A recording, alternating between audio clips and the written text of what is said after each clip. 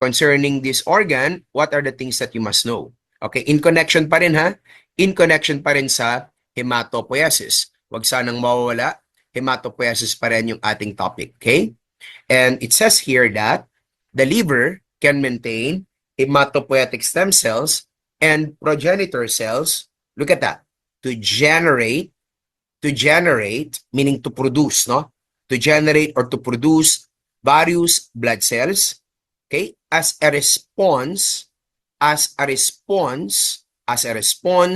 to infectious agents or in pathologic myelofibrosis of the bone marrow. All right? As a response to infectious agents or in pathologic myelofibrosis of the bone marrow.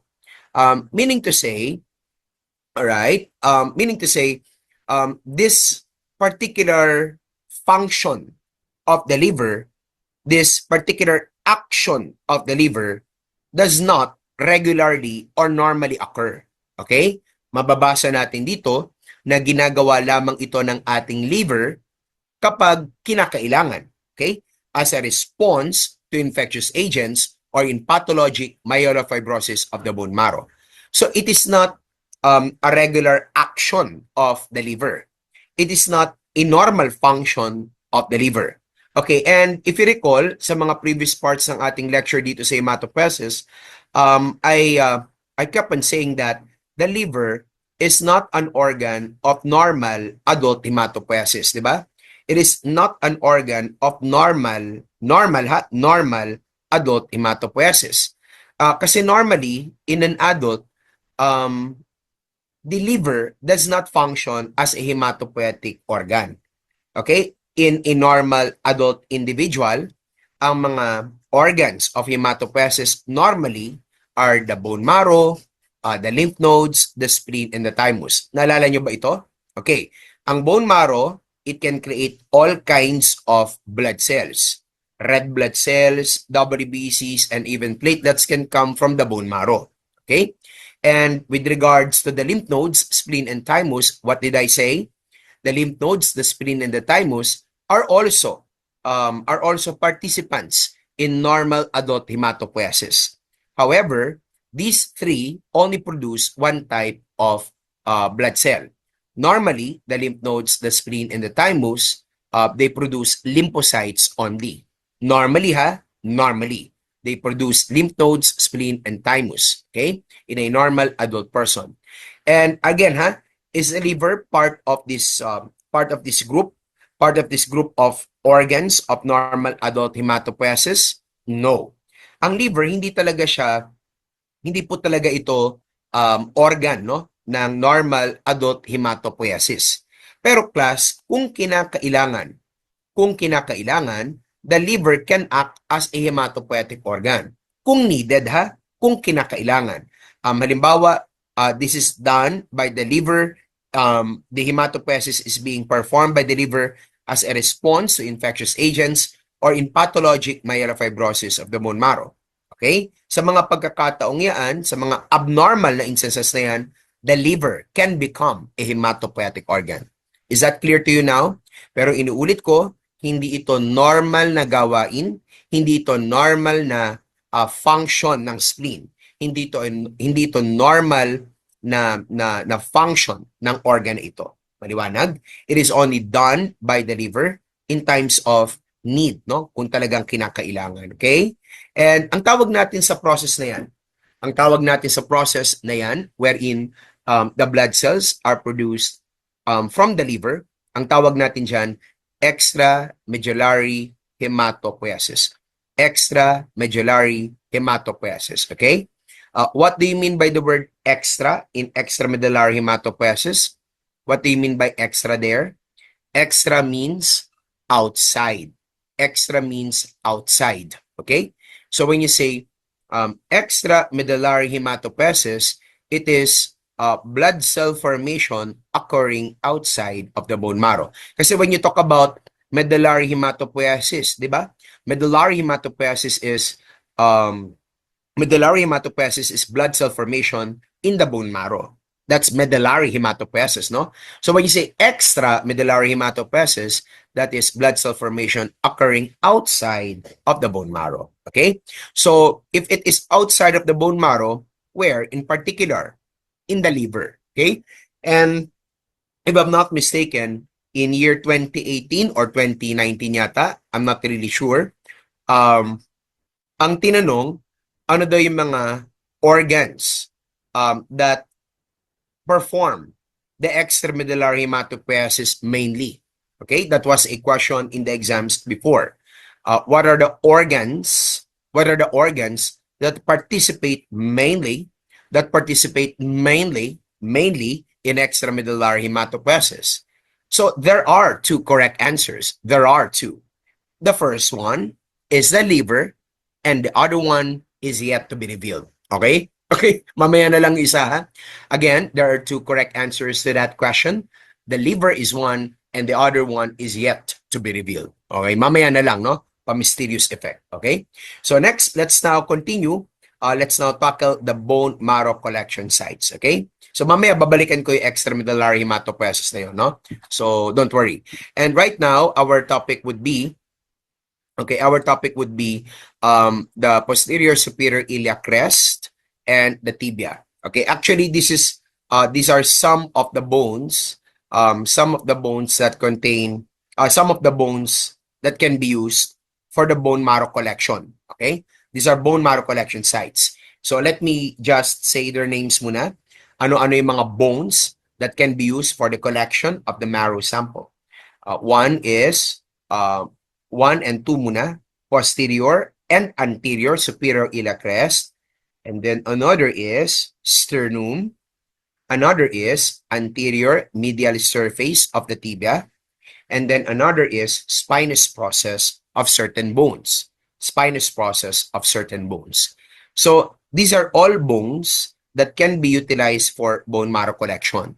However, there are bones in this group that are more preferred than the other ones. Okay? So kindly write this down. Posterior and anterior superior iliac crest. Posterior and anterior superior iliac crest. These bones are the preferred sites for bone marrow aspiration in adults. In adults, okay?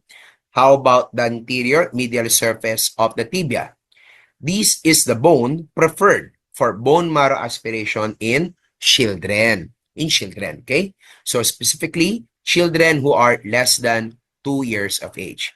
So pakitandaan, lahat naman po sila ay pwede nating gamitin for bone marrow collection. Lahat naman sila pwede, no? Magmula dito sa posterior superior iliac crest hanggang dun sa pinakalas na nakalista, yung mga spinous processes of certain bones. Kaya lang, these are the bones which are more preferred for the collection of the bone marrow than the other ones. Okay? So, paki-understand yan ha, paki-intindi, no? So, last few remaining topic na lang tayo for hematopoiesis. Also, remember the marrow differential. Okay. The marrow differential is performed using the bone marrow smear. And on the bone marrow smear, the one who performs this needs to count at least 500 cells. Okay? At least 500 cells, but preferably 1,000 cells. Ang minimum 500, no? But he or she can go beyond 500, no? He or she can go beyond 500 cells, no? And then also remember that after obtaining, no, the marrow differential count, the laboratory professional or kung sino man, no, yung pupwede, no, after obtaining the marrow differential, he or she can already derive the ME ratio from the results. Okay, nasusundan ba? Inuulit ko ha, marrow differential muna. And then pagkatapos maisagawa yung marrow differential, the medical professional, no, can already obtain the ME ratio of the patient from the results of that marrow differential. Okay, nakuha? So, ano nga ba ang normal ME ratio? In the first place, ano muna ang M and yung E sa ME ratio? M stands for myeloid cells and E stands for erythroid cells. So, the myeloid to erythroid ratio is the ratio in the bone marrow specimen between the myeloid cells and the erythroid cells. This is the ratio between the myeloid and the erythroid cells in the bone marrow specimen. And in a healthy adult, the normal ME ratio varies from 1.5 is to 1 to 3.3 is to 1. 1.5 is to 1 to 3.3 is to 1. That is, no? That is roughly, no, the normal ME ratio. Now, in the past, one of the questions about this was the ME ratio in leukemia. So, please, pakisulat na rin ito sa ating handouts. In a vacant space there, in a vacant space, kindly copy. What is the ME ratio in leukemia? This is not yet there, so pakikopya naman sa inyong lecture guide, sa inyong handouts.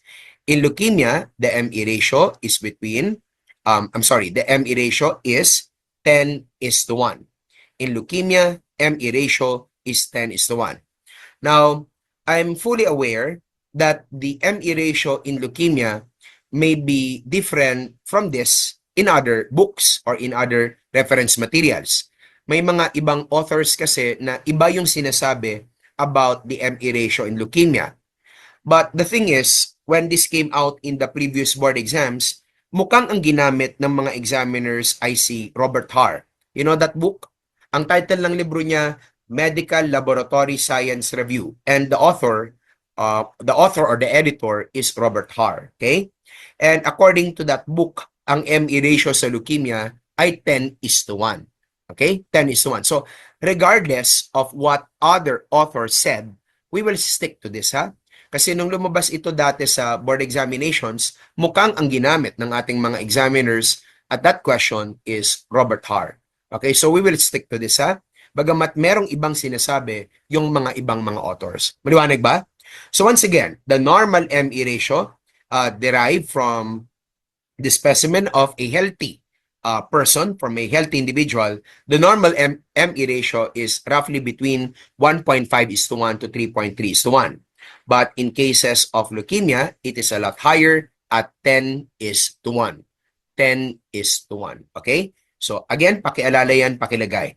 And para makuha natin yung ME ratio ng isang patient, we need to derive that ME ratio here from the marrow differential. Yung marrow differential naman, pine-perform naman yan on a bone marrow smear by the qualified professional. Okay?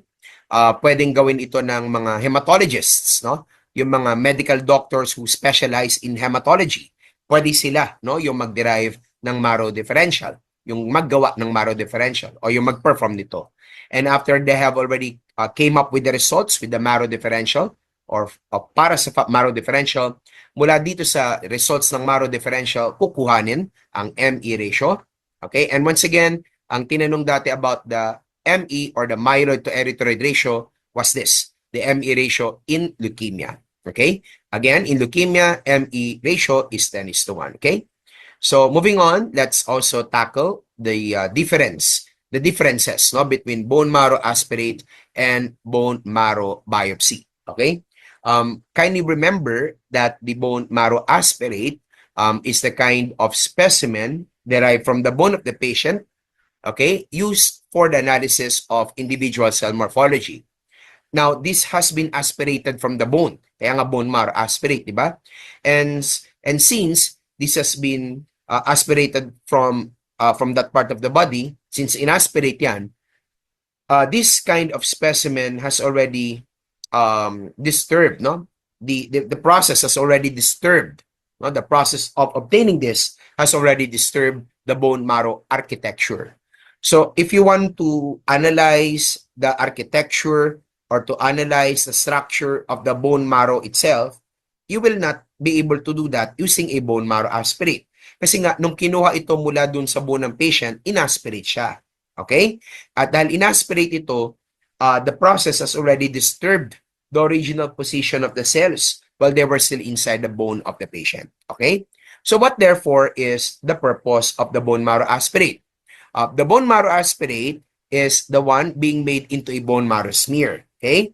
And once you have already prepared a bone marrow smear, you will apply a stain on it, and then under the microscope, pwede mong ma-analyze sa pamamagitan ng bone marrow smear, pwede mong ma-analyze ang morphology ng mga individual cells. So that is the purpose, no? That is the purpose of the bone marrow aspirate for the analysis of individual cell morphology. For the analysis of individual cell morphology. Okay? So, all right. No, wag kakalimutan ha. Let me say again that the bone marrow aspirate is made into a smear. Okay? And then yung bone marrow smear na yan, dyan natin kukuhanin. Okay? Yung bone marrow smear na yan, dyan natin kukuhanin po yung, dyan natin po gagawin rather, dyan natin po gagawin ang pag-analyze ng individual cell morphology. Naintindihan ba? The purpose of the bone marrow aspirate is for the analysis of individual cell morphology. And unlike the blood smears, ang mga blood smears ba, how long do we keep them inside the hematology section? How long? At least 7 days. At least 7 days. Ganun natin katagal itinatabi ang mga blood smears.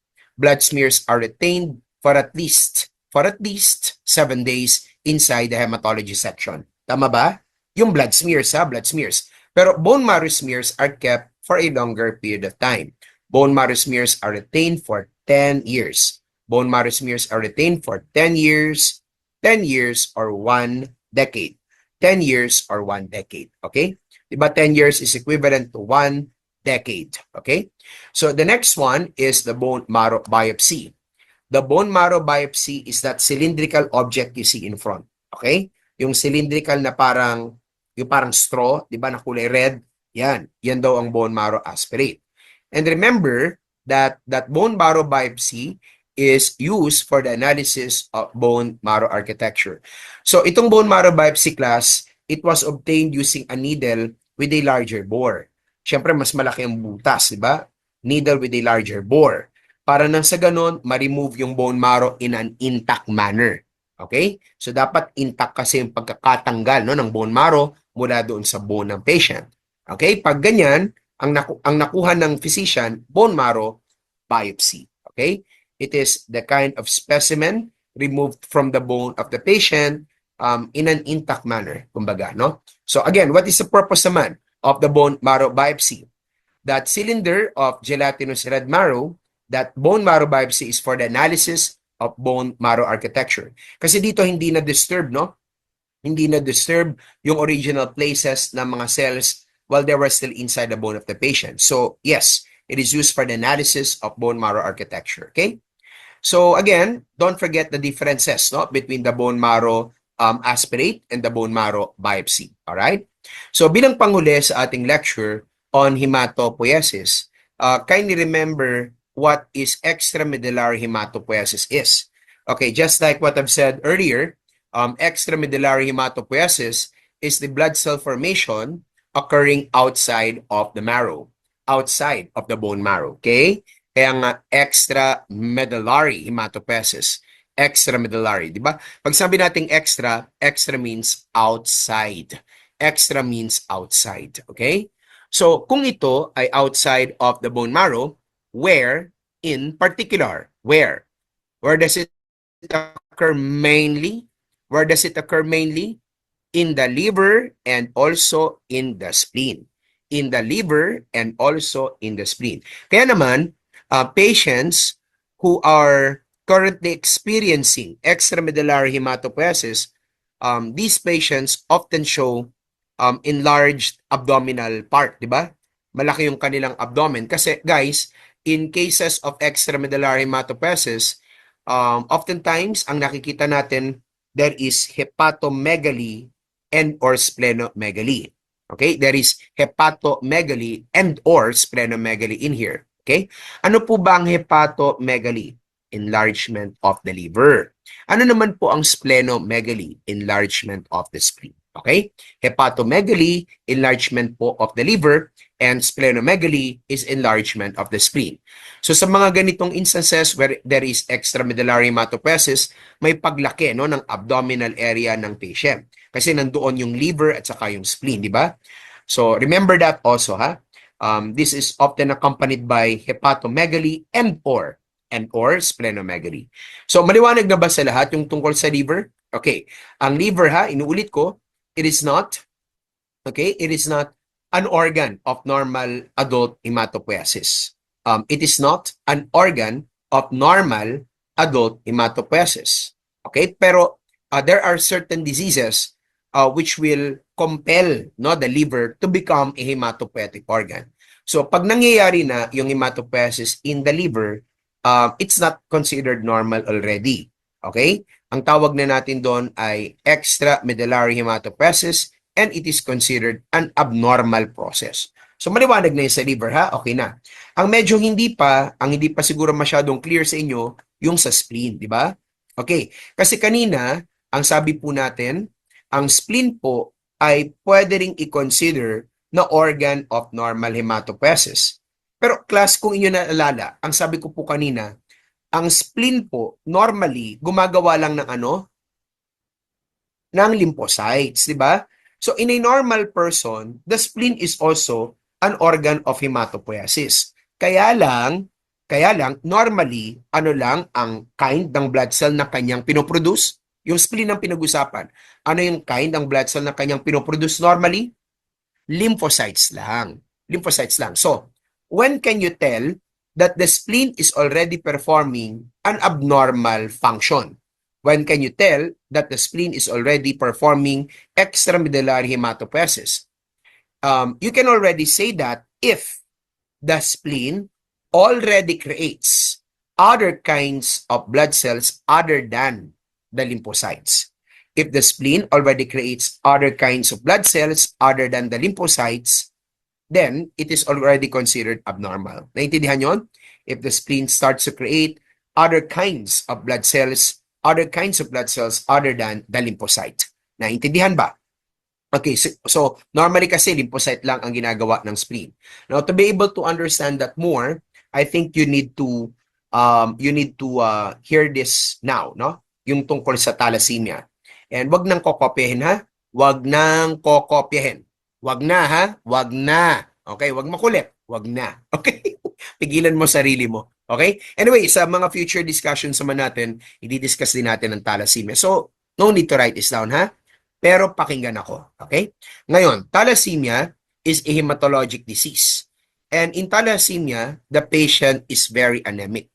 Okay? Ngayon, because of the anemia, the bone marrow of the patient with thalassemia will try its best to compensate for the anemia that the patient experiences.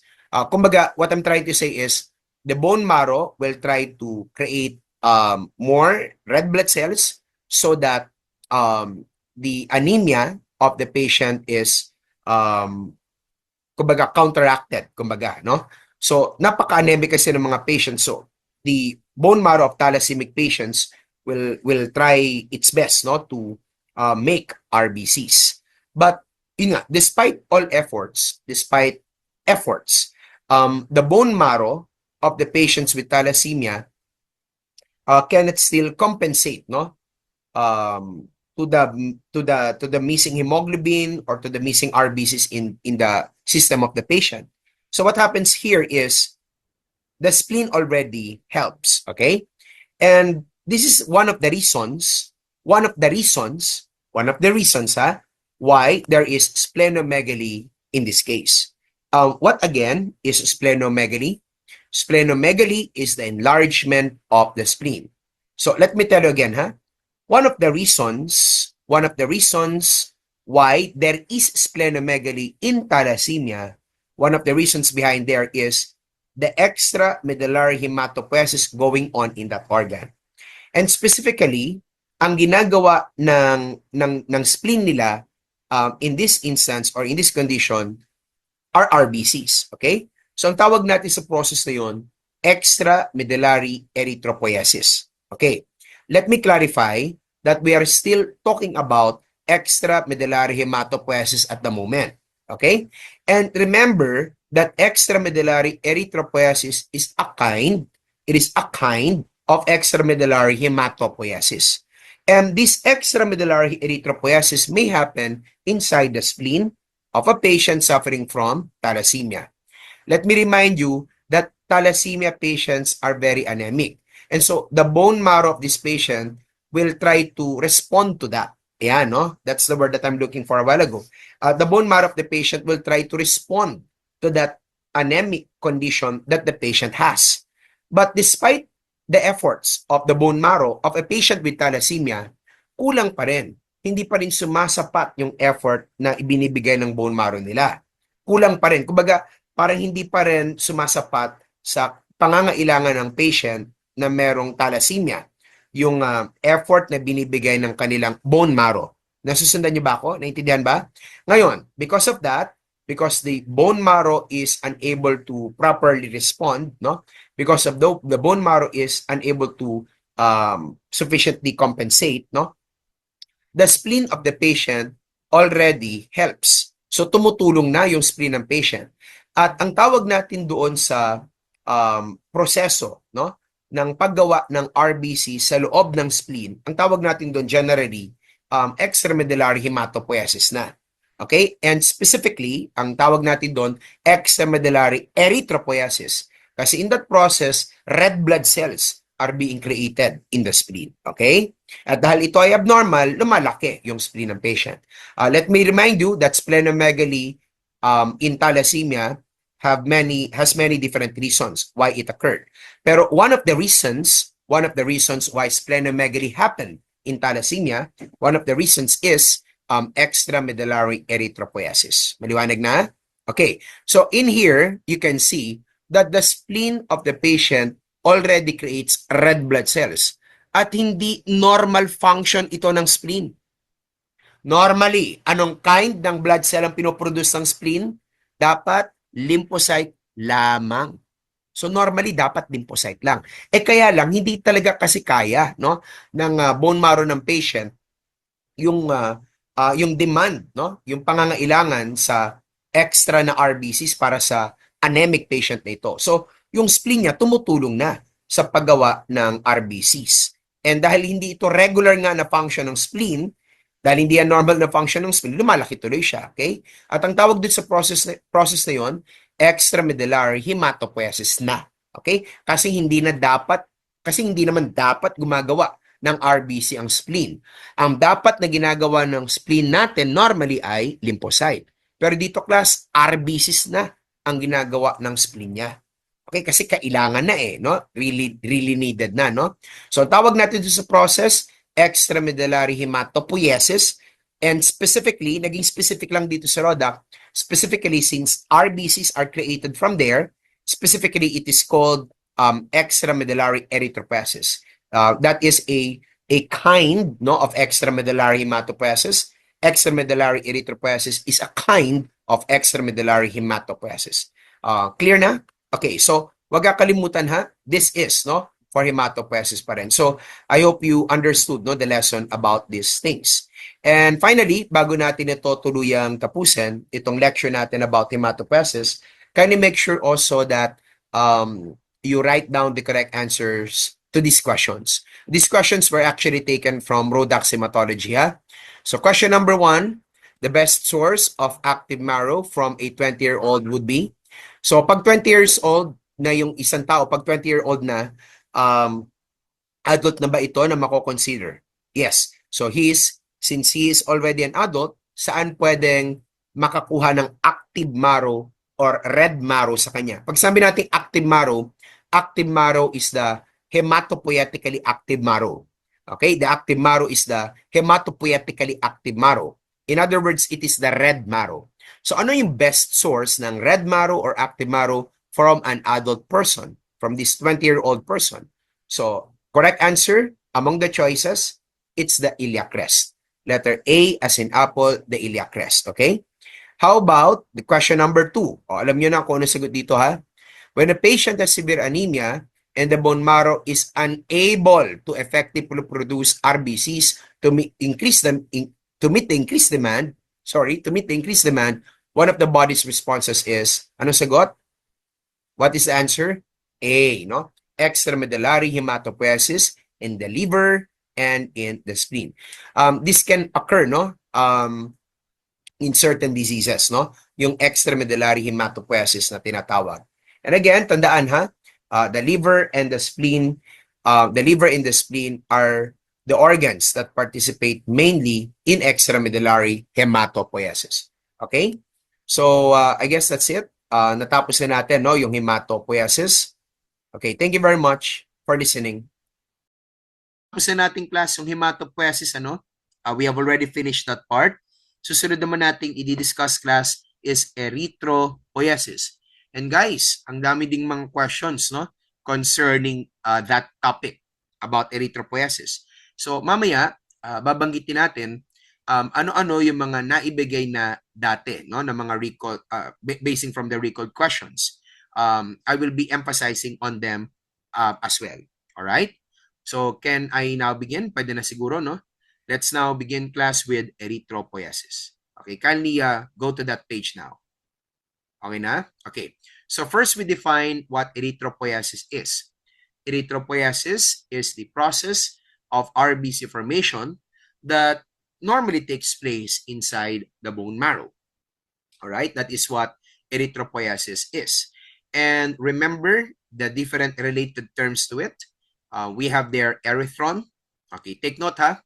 Erythron is the production of, erythron pertains to the total population.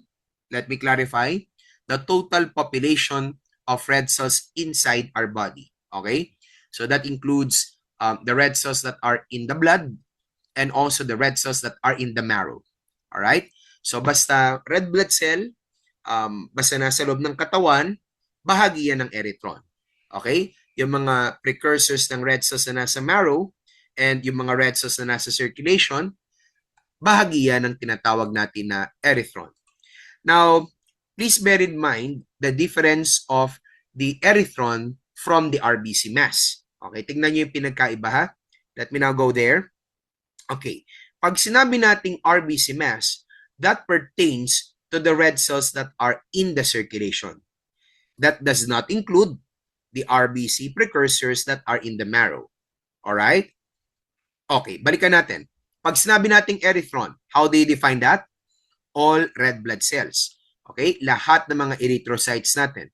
RBCs that are in the blood and the bone marrow RBC precursors. Kahit yung nasa bone marrow, part ng erythron yan.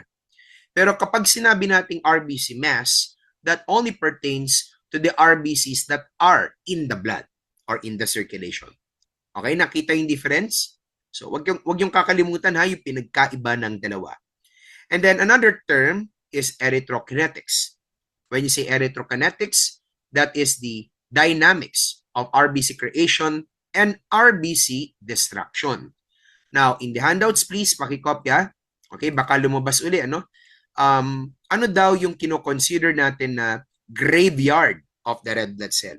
Okay, I suppose alam nyo rin naman yan, di ba? Okay, what is considered as the graveyard of your red blood cell? Of course, you know that is the spleen. Okay, that is correct. This is in relation, no, to the discussion about erythrokinetics. Teka, sandali ha, ayusin ko lang ha, para alam nyo rin kung saan nyo isusulat sa handouts inyo. Alright? Again, this is in relation to our discussion on erythrokinetics. So, beside it, please write down this additional piece of information. Okay? So, again, what is considered as the graveyard of the red blood cell? That is, again, the spleen. And remember always, class, no, that our examiners may sometimes make use of common terms to describe, no, particular organs or particular cells, no? So, pag tinanong ano yung graveyard ng mga erythrocytes, that would be the spleen. Kasi dito, normally, namamatay yung ating mga red blood cells. By the way, would you know kung ilang araw nabubuhay yung ating mga erythrocytes? What is the average lifespan of our RBCs? Okay, very good, no? That is 120 days. And where do they die normally after their 120-day existence? In the spleen. So that's why it's the graveyard of the erythrocytes. Guys, remember, minsan may mga ginagamit na terms yung ating mga examiners na pang-describe, no, sa mga particular cells or conditions, no, or particular processes. So halimbawa, may tinanong na ganito, no, sa clinical microscopy. The question before was, to what particular disorder would you associate the galunggong odor of urine? Ayan, yun yung tanong dati, no? To what particular disorder do you associate the galunggong odor of urine? What is your answer? Trimethylaminoria. Yung galunggong ba, mababasa mo ba yan kay Strassenger? Siyempre hindi. Ang nakalagay kay Strassenger, rotten fish odor, di ba? Pero ang ginawa ng board examiner, medyo twist niya yung nakalagay sa libro para ma-check niya kung nag-iisip ka ba. Parang ganun, ano? Sina-challenge ka niya. Pag binago ko ba itong term na ito na nakalagay sa libro, makukuha pa rin ba nila yung tamang sagot?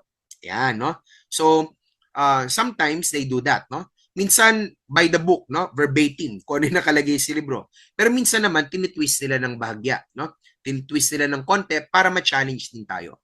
Okay, so pag tinanong ano yung graveyard ng red blood cell, that would be the spleen. That is in relation, no, to erythrokinetics. And also in relation to that, kindly be reminded also to read about the RBC survival time, no? I believe it is also in your handouts. Nandun pala sa kabilang page, no? Tandaan nyo, class, yung RBC survival time, para dito, class, ang tandaan na lang, ano yung ginagamit natin na label sa mga erythrocytes in order to measure their capacity to survive inside the body. No? So, ang label na ginagamit dito, class, ay chromium 51. Again, this is in relation to erythrokinetics. Alright? Kahit yun lang muna for the RBC survival time. Huwag na rin kakalimutan, class, yung ating normal range for that, 28 to 38 days. Yung process ng pag-measure ng RBC survival time, nasa handout sa rin natin. Pakibasa, no? Now, aside from those terms, huwag rin kakalimutan yung iba pa. Please remember also ineffective erythropoiesis and insufficient erythropoiesis. So, let us now discuss them. Pag-usapan muna natin, class, ang ineffective erythropoiesis. Pag sinabi mong ineffective erythropoiesis, that is the production of defective RBC precursors from the marrow. So dito, class, ang nagiging problema ay yung paggawa ng bone marrow ng mga abnormal kinds of RBC precursors. Okay? May mga defects, may mga sira. And since they are already defective, they die inside the bone marrow pa lang. So kumbaga hindi sila nakakalabas ng buhay mula sa ating bone marrow. And how do they die? How do they specifically die? What kind of cell death ang kanilang nararanasan? Apoptosis. So can you write down also in your notes what apoptosis basically means? Pag sinabi nating apoptosis, apoptosis, class, is programmed cell death. Okay, tandaan ha, apoptosis is basically defined as programmed cell death. Apoptosis is programmed cell death. Nakuha ba? Programmed cell death. Ayan, no? Apoptosis. Now, please bear in mind also that there are particular disorders characterized with ineffective erythropoiesis. Tandaan nyo ha, sa loob pa lang ng marrow, namamatay na yung mga marrow cells through apoptosis. Okay? And so, yung mga patients na merong ineffective erythropoiesis, they suffer from anemia. They show anemia. Okay? Remember always that anemia is not considered as a disease. It is just a manifestation of a particular disease. Okay? So ngayon, aalamin natin, ano nga ba yung mga particular na kinds ng anemia existing in these conditions. Okay? These anemias are brought about by the ineffective erythropoiesis that exist in these particular disorders. So let's start with the vitamin B12 and folate deficiency. Pakisulat ito ha. For vitamin B12 and folate deficiency, the kind of anemia present in these cases is macrocytic normochromic. Okay, pakikopya. That's macrocytic normochromic anemia. Macrocytic normochromic anemia. That's for vitamin B12 and also for folate deficiency. Macrocytic normochromic anemia. Okay? Now, how about for thalassemia? For thalassemia and also for sideroblastic anemia. So, pakilagay din ito. For thalassemia and sideroblastic anemia, one can find microcytic, all right, microcytic hypochromic anemia. Microcytic hypochromic anemia. Naintindihan ba? Okay, so ulit-ulitin ko ha para maisulat yun ng tama. Ano po yung kind ng anemia in B12 and also in folate deficiency? That's macrocytic normochromic anemia. And para naman sa thalassemia and sideroblastic anemia, that is microcytic hypochromic anemia. Okay? Bear in mind that because of apoptosis, these patients show anemia in their diseases. No? So ito na, no, naipakita na natin. So let's now go to the next term. Another one is the term insufficient erythropoiesis. In insufficient erythropoiesis, the problem is the number of erythroid precursors produced by the marrow. Dito naman class, ang problema ay yung bilang no ng mga erythroid precursors na nagagawa ng marrow ng patient. And examples of conditions that are characterized with that are iron deficiency, renal disease, and also acute leukemia. So let's begin no, with the discussion concerning their anemia. Okay, so sila rin meron ding anemia, no?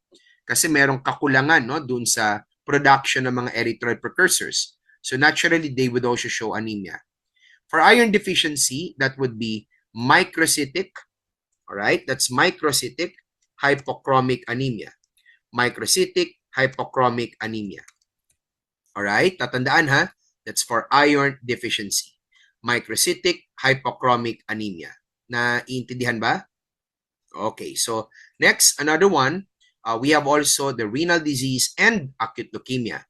Pagsabayin ko na ha, para naman sa renal disease and acute leukemia, the kind is normocytic normochromic anemia.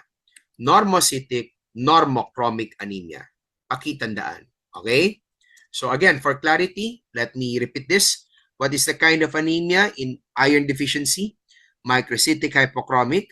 And para naman sa renal disease and acute leukemia, normocytic normochromic. All right? Okay. So let's continue. Another term naman tayo, class. Okay na ha, nasusundan. The next term to be discussed is the progenitor cell. Bear in mind that the progenitor cell is an immature hematopoietic cell that is committed to a cell line but cannot be identified morphologically. Okay? It is an immature cell that can be seen in the marrow smear, but you really cannot identify to what particular cell line do they belong. So examples of progenitor cells here include the BFUE and also the CFUE. Okay? Later, we are going to discuss also ano yung ibig sabihin ng mga letters na yan. Ano? But in the meantime, tandaan mo na, they are categorized as progenitor cells. Alright? Importante yan sa ating board exams kasi lumalabas yan. Alin dito ang mga precursor cells, alin dito ang mga progenitor cells. So you should be familiarized what kinds of cells they are. Okay? So once again, ano ang BFUE and CFUE? They are progenitor cells. So the next naman would be the precursor cell. Okay na? Done writing na, no? Dito naman tayo class sa mga precursor cell. Okay, pag sinabi nating precursor cell, it is an immature hematopoietic cell that is morphologically identifiable. Morphologically identifiable as belonging to a given cell line. Ibig sabihin, class, ang mga precursor cell, pag nakita mo sila sa marrow smear, you'll be able to tell already to which particular cell line do they belong. They can be identified morphologically. That is what it means. Okay? Naiintindihan ba? Okay? And guys, huwag niyong kakalimutan, examples of precursor cells include the rubroblast and also the prorubicite. Tatandaan nyo to ha, rubroblast and prorubicite are considered precursor cells. Are they the only ones? No. Marami pang iba. Marami pang iba. And I will try my best to help you memorize these different examples of cells. Kasi class, lumalabas yan sa exam, ano? Ano yung mga progenitor cells at ano yung mga precursor cells. In the meantime, tandaan mo na, rubroblast and prorubicite are precursor cells. At maliwanag na ba Ano yung pinagkaiba ng progenitor at precursor? Okay na ba tayo doon? Pag sinabi natin progenitor, ano ulito? They are immature cells that cannot be identified morphologically. Ibig sabihin, pag nakita mo sila sa marrow smear, you'll just be able to say that they are progenitor cell. You'll be able to see them in the marrow, and what you can only tell about them is that they are progenitor cells. But to be able to say whether they are RBCs later on, whether they are leukocytes or megakaryocytes later on, you cannot really tell that at this point. Naintindihan? They cannot be identified morphologically. Naintindihan, no? So, pag nakita mo sila sa smear, masasabi mo lang, ay, mga progenitor cell yan. Pero hindi mo malalaman kung anong particular cell line sila kabilang. Okay? Makikita mo lang sila, pero hindi mo makikilala kung anong particular cell line sila kabilang. Okay? Now, what about your precursor? Ang mga precursor naman, pag nakita mo sila sa bone marrow smear, you'll also be able to tell to which particular cell line they belong. Halimbawa, may nakita kang precursor. Pwede mo malaman by means of morphological evaluation whether they will become erythrocytes, whether they will become leukocytes, or whether they will become megakaryocyte platelets later on. Okay? Yun ang kaya mong gawin, no? Kapag precursor cell na, no? They are morphologically identifiable. Clear na po ba? Okay. So guys, wag kakalimutan ha yung difference ng progenitor at saka ng precursor. Although they are both immature hematopoietic cells, they have particular differences. And you should bear that in mind. Okay? So next, let's continue now to the CD71. Okay. So for the CD71, pakatandaan, CD71 is considered as the earliest marker of erythroid differentiation, and it is also considered as a transferrin receptor. Okay, teka muna. Naalala pa ba nating class kung ano ang CD34? Do you still remember what that is? Yes, you do. Ano ang CD34? It is the classical marker of the hematopoietic stem cell. Very good. That is correct. CD34. Guys, ang CD71 naman, it is the earliest marker of erythroid differentiation. And perhaps, kung meron mang itatanong yung ating mga board examiners na CD markers here in HEMA, malamang itong dalawa na ang itatanong nila, the CD34 and CD71. As a matter of fact, CD34 was already asked before. Naitanong na yan dati sa ating board exams sa HEMA. Okay? Sa Immunosero, asahan nyo na ha, na marami pang itatanong ng mga CD markers. Pero sa HEMA, most likely, itong dalawa. 71 and 34. Okay? Alright. So, sabi natin kanina, aside from being a marker of erythroid differentiation, it is also a transferrin receptor. Okay, ano po bang ibig sabihin ng receptor? When you say receptor, a receptor is something that receives. Alright? That is what you mean by receptor. Transferrin receptor ang CD71, and so therefore, it receives the transferrin from the plasma. Okay? It is also a transferrin receptor. By the way, kindly take note also, what is the function of the transferrin? Pakilagay na lang din ha, sa bahagi na yan ng CD71. Kindly place in your handouts, what is the function of the transferrin itself? Additional note yan ha. Okay. Remember that transferrin, okay, transferrin is the protein that transports iron in the blood. It is the protein that transports iron in the blood. So pag nasa dugo na yung iron mo, ang transport protein natin dyan ay yung transferrin. Okay? And what particular CD marker receives the transferrin in your cells, no? That's the CD71. Okay? That is your transferrin receptor.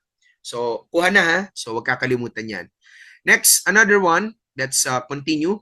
Another part of our discussion now would be, all right, the different hormones that participate in RBC formation. Okay? So, guys, bago ko pala ito simulan, makinig munang mabuti ha. 5 yung hormones na ating pag-uusapan for this part. We have erythropoietin, Another is growth hormone, and then we'll discuss testosterone, and then prolactin and estrogen. I need you to understand that although I will give you 5 examples there, okay, although I gave you these 5, bear in mind that they are not the only ones that can affect erythropoiesis in one way or another. Okay? Marami pang mga hormones na pwedeng makaapekto sa ating RBC production. Marami pa ha, hindi lamang silang 5. Kaya lang class, kung lalahatin kasi natin yan, baka kulangin tayo ng oras para sa ating lecture in HIMA. In your clinical chemistry, pwede nyo rin silang ma-discuss, pwede nyo rin silang ma-touch no? As a part of your lecture there. Pero dito sa HEMA, pumili lang ako ng 5 para lang maalala ninyo at maintindihan ninyo na hindi lang si erythropoietin ang merong effect sa erythropoiesis. Kasi class, some students still believe na ang erythropoietin lang ang pwedeng makaapekto sa RBC production. No, hindi lang si erythropoietin. Marami pang iba. And to help you remember that, I decided to include also other kinds of hormones, some of the other kinds of hormones that can also affect the process. Okay? So nagdagdag pa ako ng 4 aside from this erythropoietin. Naintindihan ba? Pero wag niyo isipin ha na itong 5 lang ang pwedeng makaapekto sa RBC production. Marami pang iba. Nagbigay lang ako ng 5 examples na yan. Okay? In addition to erythropoietin, nagdagdag pa tayo ng 4 na iba pang mga hormones that can also affect RBC production. So I hope this is already clear to you. Clear na ha? So let's now go to your number 1 for the hormones related to erythropoiesis. Let's start with erythropoietin. Erythropoietin is often abbreviated as EPO. EPO. Erythropoietin is EPO. EPO. And it is considered as the chief stimulatory cytokine for RBC production. All right, that's your erythropoietin. And do remember that it is considered as the major hormone for the production of your RBCs. Okay? It is thermostable. It is described to be thermostable, non-dialyzable glycoprotein hormone. And can you write down in your notes now, ano naman ang primary cell source at yung primary target cells ng nasabing hormone? So, can you take a look at your handouts now and look for these blanks? Okay? Pakilagay class sa mga blanks na yan, yung primary cell source at yung primary target cells ng erythropoietin hormone. So, for the primary cell source, we have here the peritubular interstitial cell of the kidneys. Tatandaan nyo ha, if the question is, what is the organ that produces the erythropoietin, your answer should be the kidneys. No? The kidney. Yan ang gumagawa, yan yung organ na gumagawa ng ating erythropoietin hormone. Kapag ang question ay organ, yan ang dapat mong isagot, the kidney. However, if the question is, what is the primary cell source of the erythropoietin hormone, then your answer should be specific, no? And particularly that is peritubular interstitial cell of the kidneys. Okay? So see the difference ha? Be careful with answering the questions kasi baka mamaya ang tinatanong sa'yo yung cell, no? Tapos ang sinagot mo, kidneys. Mali, di ba? Pag ang tinatanong, organ na nagpo-produce ng erythropoietin, kidneys yun. Pero pag ang tinatanong ay primary cell source, cell yung tinatanong, the answer to that question would be this, the peritubular interstitial cell of the kidneys. Now, what about the primary target cells? The primary target cells include the burst-forming unit erythroid and also the colony-forming unit erythroid. Tatandaan, the BFUE and the CFUE are both examples of progenitor cells. Both are examples of progenitor cells. And mamaya ulitin ko ha kung anong ibig sabihin ng BFUE and CFUE na yan. But again, huwag kakalimutan, they are the primary target cells of the EPO, of the erythropoietin hormone. Now, please do not forget also the other notes there concerning this hormone. Halimbawa, class, yung yung nakalagay dyan na major effects, no? The three major effects of your erythropoietin hormone.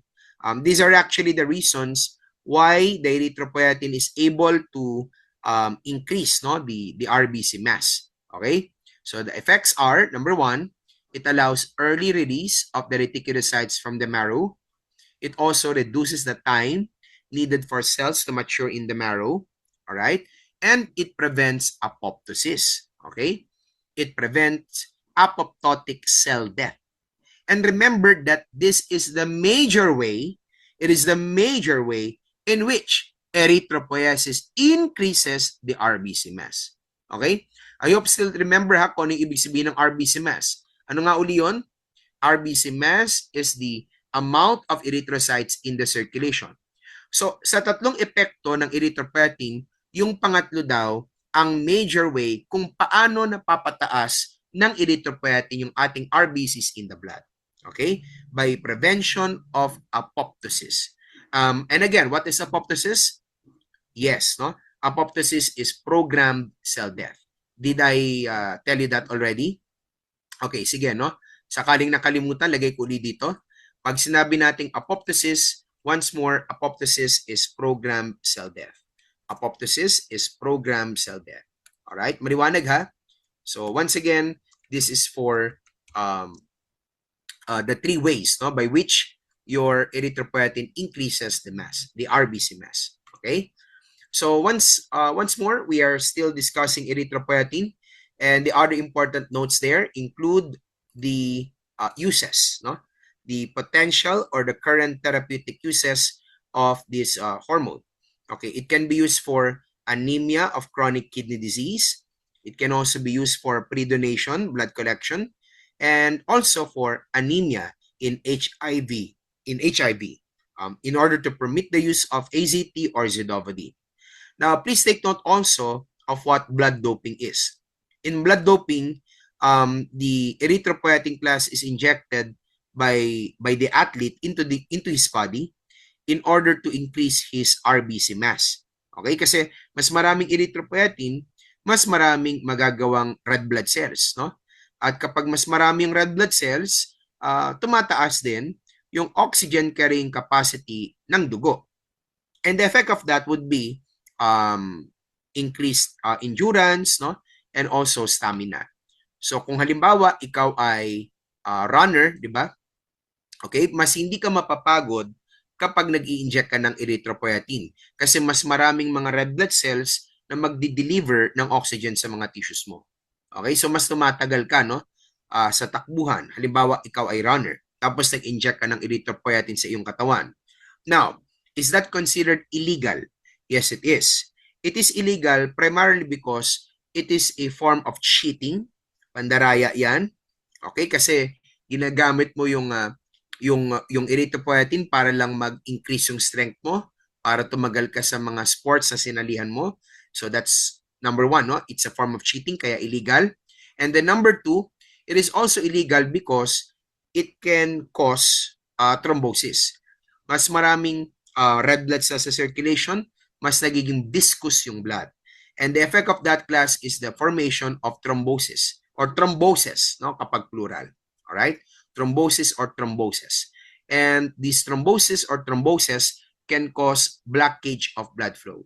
Okay, which may be deadly, no, to some persons. Okay, so wag kakalimutan yan. These are again the discussions on erythropoietin.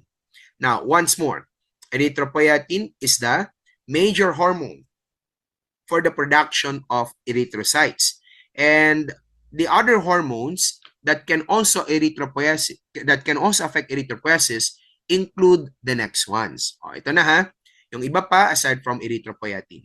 So we have now class your growth hormone. Okay, growth hormone is produced by the pituitary gland, and the growth hormone stimulates erythropoiesis directly. In other words, the growth hormone goes to the marrow and then stimulates the marrow to produce more and more RBCs. So yung epekto niya doon mismo sa marrow. Kaya tama yan, no? Direct stimulation of erythropoiesis. It stimulates erythropoiesis directly. All right? So it goes to the marrow and stimulates the marrow to produce more and more erythrocytes. All right? So, wag kakalimutan yan. That's for your GH, or your growth hormone. And then we have also plus, the other one is testosterone. Remember that testosterone is produced by the testes. And remember that the testosterone stimulates erythropoiesis indirectly. It stimulates erythropoiesis indirectly. Meaning to say, the hormone goes to the kidneys, and then it stimulates the kidneys to produce more erythropoietin. So kaya indirect, no? In comparison to the growth hormone, itong testosterone, ang kanyang mismong naaapektuhan ay yung kidneys. Okay? At ang ginagawa niya daw, according to our source, it stimulates the kidneys to produce more erythropoietin. At yung erythropoietin mismo, yun ang nagtutungo sa bone marrow to stimulate the cells there to create more and more erythrocytes. Okay? Sana maliwanag na ha kung ano yung difference ng direct at saka ng indirect. Alright? Now, then the next one is your prolactin. Prolactin is produced by the pituitary gland, and it also stimulates erythropoiesis directly. So katulad ng growth hormone ito, no? Dumidiretso din siya sa bone marrow, and it stimulates the cells there to produce more and more erythrocytes. So tandaan niyo yung pinagkaiba. Pag direct, yung bone marrow po yung mismong naaapektuhan, no? Yung effect ay mismo doon sa bone marrow. Pero kapag sinabi nating indirect, yung effect ay nasa kidneys, no? Yung kidneys yung mismong naapektuhan. Okay? So, itong unang apat na ating diniscuss, apat na, no, yung hormones na ating na lecture, erythropoietin, growth hormone, testosterone, prolactin. These four that we have already discussed, no, are capable of stimulating the RBC production. Okay? Ngayon, yung panghuli na ating i-discuss, it does the opposite. Okay? Yung erythropoietin, yung growth hormone, yung prolactin, at yung testosterone, lahat sila, they stimulate erythropoiesis. Pero yung panglima, it inhibits erythropoiesis. Kabaliktaran. Okay? So, let's now go to your number 5. Number 5 class is the estrogen.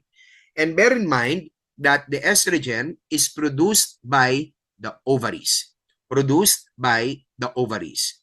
And it inhibits erythropoiesis indirectly. It inhibits erythropoiesis indirectly. So, ang ibig sabihin niyan, the estrogen goes to the kidneys and then it inhibits the kidneys to produce more erythropoietin. Okay? So, ito ay kabaliktaran, ito ay opposite ng effect ng testosterone sa kidneys. Kasi di ba kung naalala ninyo, ang testosterone, it stimulates erythropoiesis, but in an indirect manner. Di ba? Testosterone goes to the kidneys and then stimulates the kidneys to produce more erythropoietin. So yung opposite ng action ng testosterone ay itong estrogen. Okay? So it inhibits erythropoiesis indirectly. Yan. Yun naman ang nagagawa ng estrogen. Now, ito ba yung dahilan kung bakit magkaiba yung red blood cell count, yung hemoglobin level at hematocrit ng males and females? Are the hormones testosterone and estrogen the very reasons why there are differences in the values of such RBC parameters? The answer is yes. Okay? So, halimbawa, tinanong ka, no? Bakit po magkaiba? Halimbawa, may lumapit sa'yo, no? Bakit po magkaiba yung red blood cell count ng babae at saka ng lalaki? Bakit po magkaiba yung normal value ng RBC count ng male and female? Bakit po magkaiba yung normal value ng hemoglobin level ng lalaki at babae? Bakit po magkaiba yung normal level, yung normal value ng lalaki at babae sa hematocrit? Ano yung dahilan?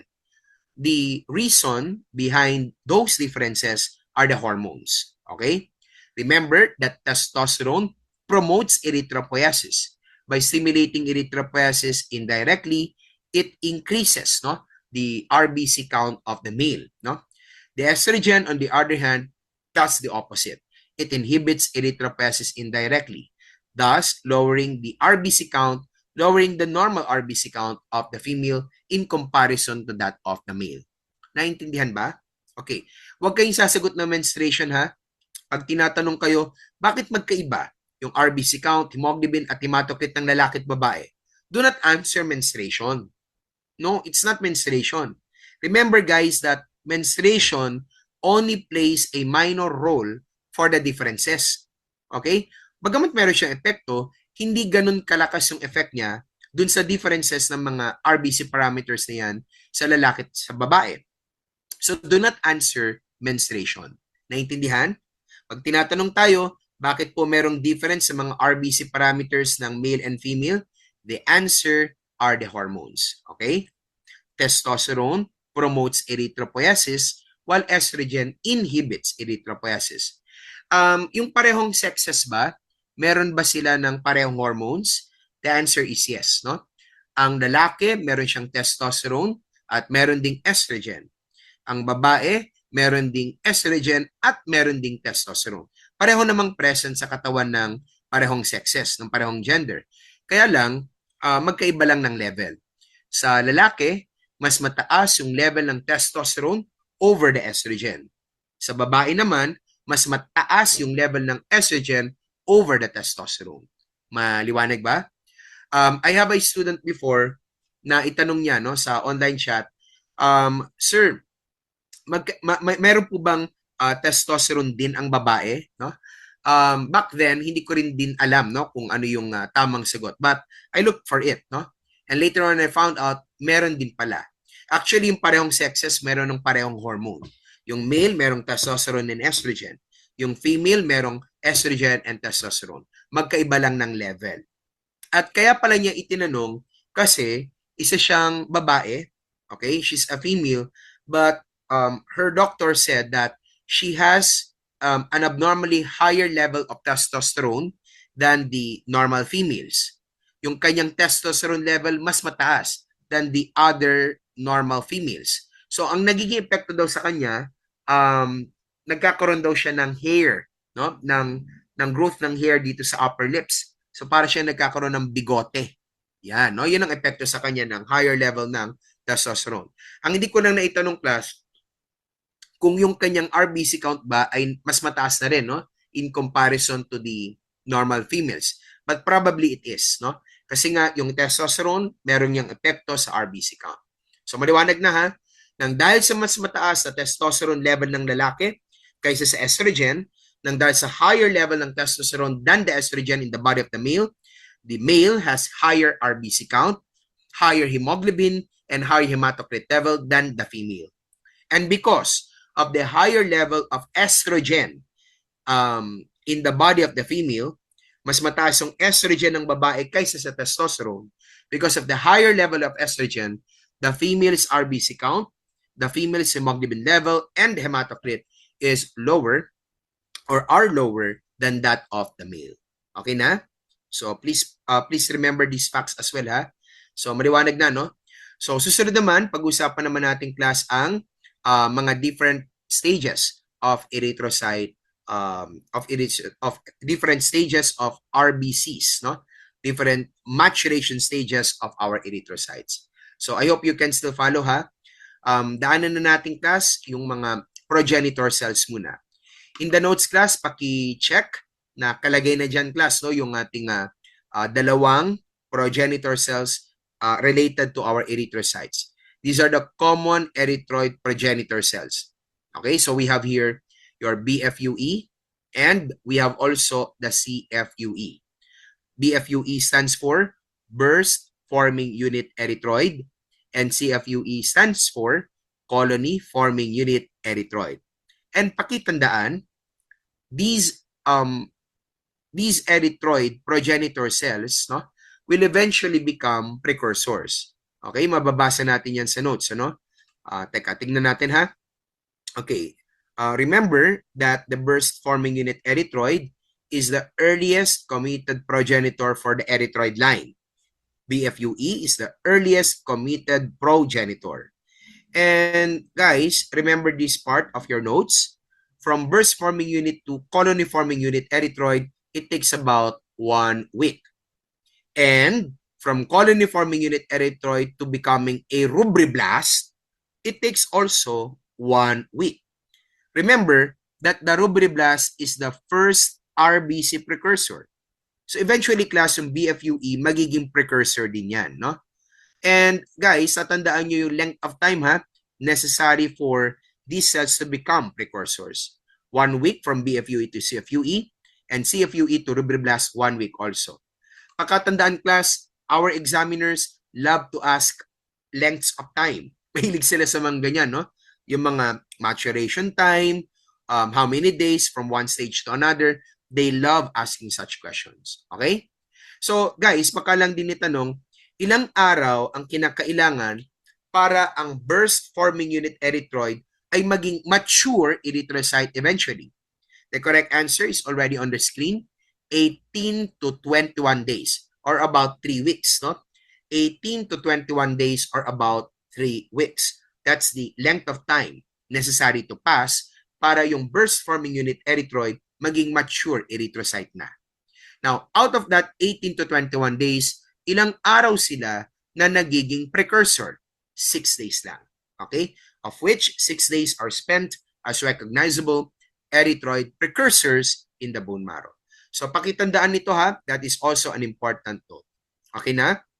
Okay, so natapos na nating class, no, yung colony forming unit erythroid, and we're already through with the burst forming unit erythroid as well.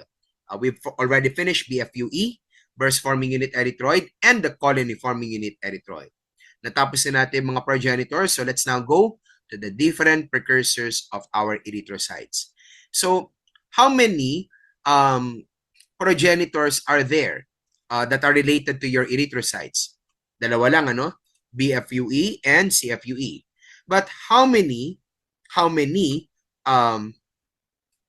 precursors are there that are related to your erythrocytes? There are 5 of them. Okay, 5 lang, no? So let me now put a bracket here so that you'll be able to understand what I'm saying. Okay, so pag tinanong, ano-ano po yung mga RBC precursors? So meron tayong 5 niyan, no? We have the rubriblast, the prorubricite, the rubricite, and then the last one is the reticulocyte. So rubriblast down to the reticulocyte. These are the 5 RBC precursors. These are the 5 RBC precursors. So may nagtanong, Sir, ito po bang mature erythrocyte, is it not considered as a precursor? No, hindi precursor yan. Tandaan nyo class, pag sinabi nating precursor, a precursor is an immature hematopoietic cell. Tandaan nyo yung definition ha. A precursor is an immature hematopoietic cell. So how can the mature erythrocyte become a precursor if in the first place it is already mature? Do you get my point? Kasi para masabi mong precursor ang isang cell, first and foremost, dapat immature muna yan. Eh hindi naman di ba? Ang mature erythrocyte, kaya nga tinawag na mature erythrocyte, mature na siya. So therefore, hindi siya dapat kinoconsider na precursor. Kuha? So 5 lang yung precursors ng ating red blood cells. Rubriblast, prorubricite, rubricite, metarubricite, and the reticulocyte. Okay? 2 yung progenitors, BFUE and CFUE, but there are 5 precursors. Rubriblast, prorubricite, rubricite, metarubricite, and reticulocyte. Now, let me also tell you this. In the past, the questions were about the characteristics of these precursors. Dati ang tinanong, what is considered as a last stage capable of mitosis? Last stage capable of mitosis in these precursors. Okay? And then ang mga choices daw na lumabas, first precursor, second precursor, third precursor, fourth precursor, fifth precursor. Ganyan, no? Hindi binigay yung pangalan. Ang tanong, ano daw yung last stage capable of mitosis? But the choices given were first precursor, second precursor, third precursor. Ganyan. Kuha? So, hindi ni-reveal yung pangalan dun sa mga choices. So, my point is, dapat pala, alam natin yung order o yung sequence sa mga precursors na yan. Kasi minsan sa mga exams natin, hindi talaga binibigay yung kanilang mismong pangalan. Okay? So, guys, tingnan natin ha. Paano natin mas maaalala yung mga orders ng mga precursors na yan, yung sequence nila. Okay? Tingin muna dito, class, no? Simulan muna natin, class, dito sa rubriblast, no? Okay, ganito, no? Pag ang precursor, listen muna, kapag ang precursor merong blast sa kanyang name, katulad nitong rubriblast, pag merong blast, it is considered as the first precursor. Okay? Yan ang first precursor. Naiintindihan ba? Okay, so halimbawa nito, class, ito nga, rubriblast. That's the first precursor. Ano pa? Another would be monoblast. Okay? Ano pa? Lymphoblast, myeloblast, megakaryoblast. Yung merong blast sa name, yun ang mga first precursors. Okay? Naiintindihan? Hindi lang sa mga RBCs nag-a-apply yun. Kahit, class, sa ibang mga types ng blood cells. Halimbawa, lymphoblast, monoblast, also, ano pa bang hindi ko nabanggit? Megakaryoblast, myeloblast. Okay? So again, tatandaan, yun ang first precursor, yung merong blast. Now, kapag naman merong pro, yun naman po ang second precursor. Pag merong pro sa pangalan, pag merong pro sa unahan ng pangalan. So halimbawa, class, no? Pro-rubricide. That's a second precursor, di ba? In this lineup, it is the second precursor.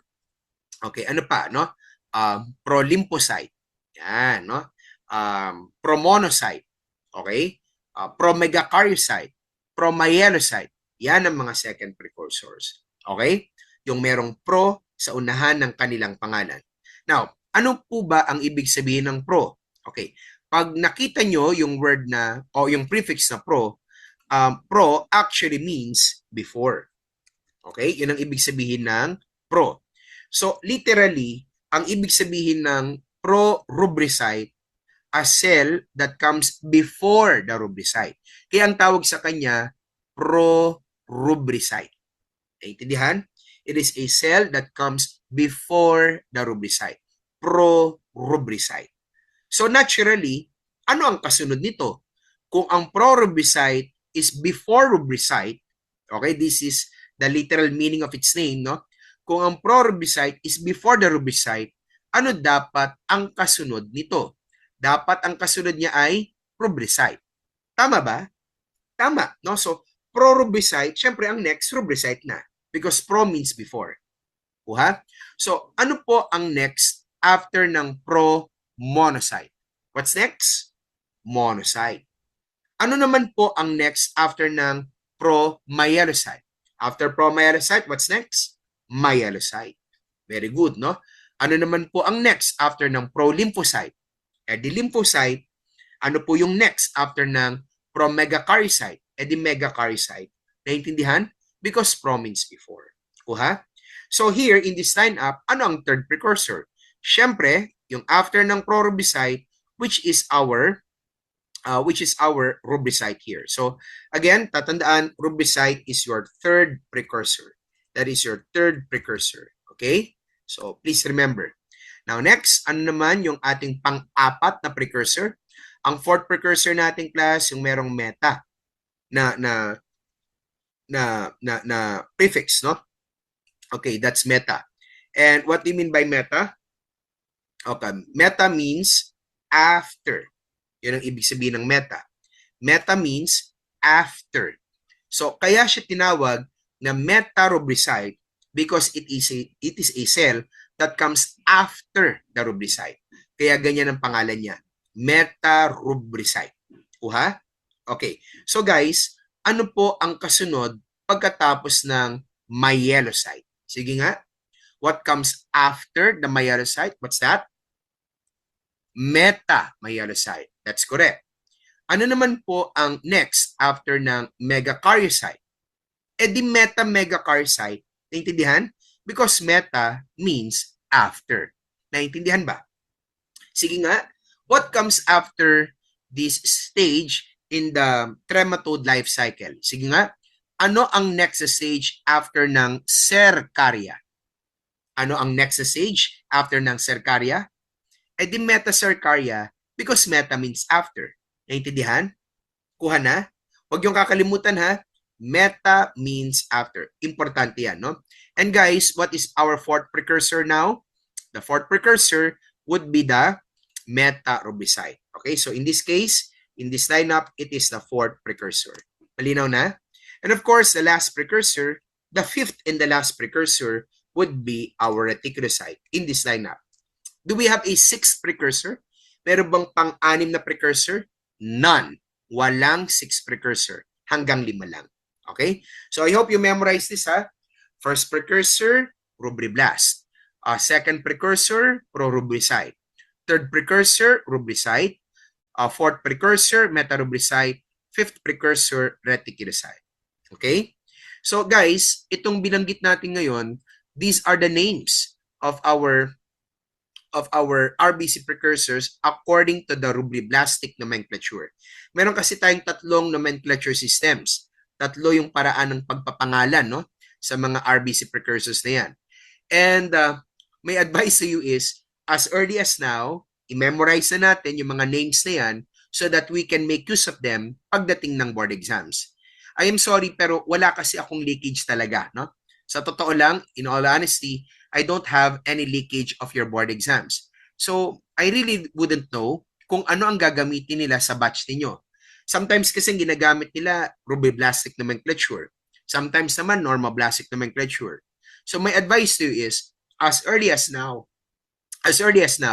aralin na natin yung mga iba't ibang mga pangalan ng mga precursors na yan, depende sa mga nomenclature systems. Okay? And guys, naturuan ko na rin kayo ha, kung ano yung mga order nila, yung correct sequence nila. Kasi minsan sa board exams naman, hindi yung mismong names ang binibigay. Minsan yung sequence lang, no? First precursor, second precursor, third precursor, ganyan, no? Minsan naman, precursor 1, precursor 2, precursor 3, precursor 4. Okay? Pang-challenge talaga, no, yung mga questions sila. So, let's now begin. Let's start with the rubriblastic nomenclature. What's the earliest precursor, the first precursor? The first would be the rubriblast. The rubriblast is the same as the pronormoblast in the normoblastic nomenclature.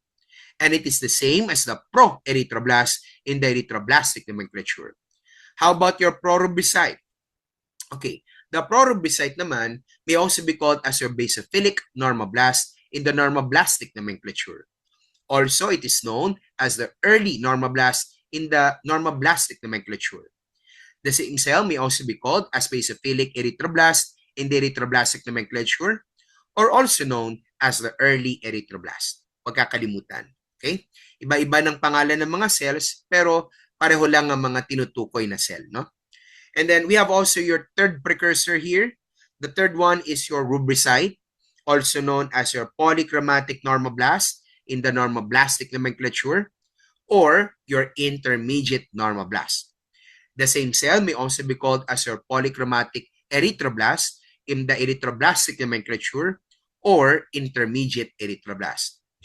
Next, we have also classed your metarubricide. Bear in mind that the metarubricide may also be called as your orthochromatic normoblast in the normoblastic nomenclature, also known as your late normoblast. The same cell may also be called as your orthochromatic erythroblast or your late erythroblast in the erythroblastic nomenclature. Okay? So, wag kakalimutan yan ha. And before I go to the next one, kindly remember also that the term polychromatic and polychromatophilic are one and the same. Pareho lang yan ha. So, pag sinabi kong polychromatic normoblast, that's the same as polychromatophilic normoblast. Okay? Tandaan ha, polychromatic is the same as polychromatophilic. So when I say polychromatic erythroblast, that is the same as polychromatophilic erythroblast. Yun din yun, no? Polychromatic is the same as polychromatophilic. Okay? Intindihan, no? So we're done with the rubricide. We're done with the metarubricide. Let's now go to the last precursor, the reticulocyte. Now, does the reticulocyte change name? No, it doesn't. However, you need to understand that the name reticulocyte is applied on it if you use supravital stains. Okay? Ang pangalan niya ay reticulocyte kapag gumamit ka ng supravital stains. Otherwise, it will change name. Now, pakikopya sa ating handouts, ano nga ba ang mga supravital stains na maaari natin gamitin for this kind of cell? Okay, the reticulocyte may be stained by any of the two, by either of the two. You can use the BCB. Okay, BCB stands for Brilliant Crescil Blue. BCB is Brilliant Crescil Blue. And then another is the NMB. NMB class stands for New Methylene Blue. NMB is New Methylene Blue. If you're using supravital stains, either the Brilliant Crescil Blue or the New Methylene Blue, you are going to call the cell as reticulocyte. Naiintindihan ba? Okay? Either of the BCB or the NMB. Alin man sa dalawa ang iyong gamitin. Nagkakaintindihan ba? Ang pangalan niya ay reticulocyte. Before I go to the next slide, kindly be reminded also that the New Methylene Blue, alright, the New Methylene Blue is not the same as the methylene blue. Magkaiba yon guys ha, magkaiba yon. Iba yung New Methylene Blue sa methylene blue. Okay? Magkaiba sila ng formulation, magkaiba sila ng purposes, magkaibang uri ng stains yun. Okay? May pilosopong nagsabi, okay, ang New Methylene Blue daw ay ang bagong timplang methylene blue. That is not correct. Alright? Okay. Tandaan niyo ha, ang New Methylene Blue, ito yung stain, supravital stain na ginagamit natin para sa reticulocyte. And it is different from methylene blue. Okay? So please remember that part. And before I go to the next slide, kindly remember again that they are supravital stains ha. Alalahanin, tinatanong sa exams, ano ang mga Romanowski stains at ano ang mga supravital stains. Okay, naalala pa ba ang mga Romanowski? Naalala pa ba sila? Romanowski stains include Wright stain, Giemsa stain, and May-Grunwald stain. Again, Romanowski stains, Romanowski-based stains include Wright stain, Giemsa stain, and May-Grunwald stain. Tama? Samantala, examples of supravital stains naman would include now the Brilliant Crescil Blue and the New Methylene Blue. Ayan. Sana wag niyo kakalimutan na kung ano yung classification sa mga stains na yan. Okay? So, I guess we're finished with this part. And for the mature erythrocyte, wala naman tayo idadagdag na sa parte na yan. No? But to remember, it is not considered as a precursor. It is a mature cell. Alright? So, for the last part of this lecture, wag rin kakalimutan ano yung mga terms that are sometimes applied to the reticulocyte. There are two terms here, the polychromatophilic erythrocyte and the diffusely basophilic erythrocyte. Bear in mind, class, that these are the names. These are the names of your reticulocytes when seen in a right stain smear. Hindi ba sabi natin kanina, kapag gumamit tayo ng supravital stain, mananatili na reticulocyte ang name ng cell. Pero kapag nagbago ka ng stain, halimbawa gumamit ka ng right stain, you will already call it in a different name. Okay? So ano ang pangalan ng mga reticulocytes kapag gumamit ka ng right stain? Polychromatophilic erythrocyte or diffusive basophilic erythrocyte. Okay?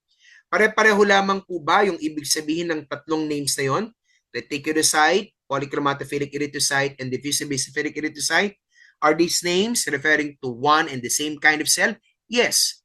Iba-iba lang yung name, nag-change lang yung name, depending on the stain that was utilized. Clear po ba? Alright? So please remember that fact as well. And probably no, at a later time, I will be able also to discuss with you, explain with you, ano yung dahilan kung bakit nag-change ng name ang cell na yan. Siyempre naman may dahilan, no? Hindi naman po pwede na kagustuhan lang ng mga hematologists kung bakit pabago-bago yung name ng cell. Of course, there is a reason behind that. And probably, no, in the future, I will be able to tell you that also, no? kung may sasama natin din sa lecture. Okay? Now, please be reminded of the difference between these two terms then. The next slide may be copied or not. Pwede niyong kopyahin or pwede ring hindi na. Nasa sa inyo na yan ha. But take a look at this. Okay? Tingnan natin. Polychromatophilic erythroblast and then polychromatophilic erythrocyte. Are these names referring to two different kinds of cells? Yes, they are. Pag polychromatophilic erythroblast, you are referring to the rubricide. Pero pag sinabi nating polychromatophilic erythrocyte, you are referring to the reticulocyte. See the difference, ha? Pag polychromatophilic erythroblast, that is the other name of your rubricide in the erythroblastic nomenclature. Di ba sabi ko nga sa inyo kanina, pareho lang naman yung polychromatic at polychromatophilic. Yun din yun. So when I say polychromatophilic erythroblast, I am also referring to the rubricide. Pero guys, pag sinabi mong polychromatophilic erythrocyte, you are referring to the reticulocyte na. That is the name of your reticulocyte in a right stain smear. Polychromatophilic erythrocyte. Okay? So again ha, huwag kakalimutan. Maliit lang yung difference nila in terms of their spelling. Pero guys, magkaibang cell ang tinutukoy ng mga words na yan. Okay? So yun lang muna for this part. Ang susunod na discussion naman nating class would be the different characteristics of the different RBC precursors. Okay? So break muna tayo class before we begin with that part. Break muna.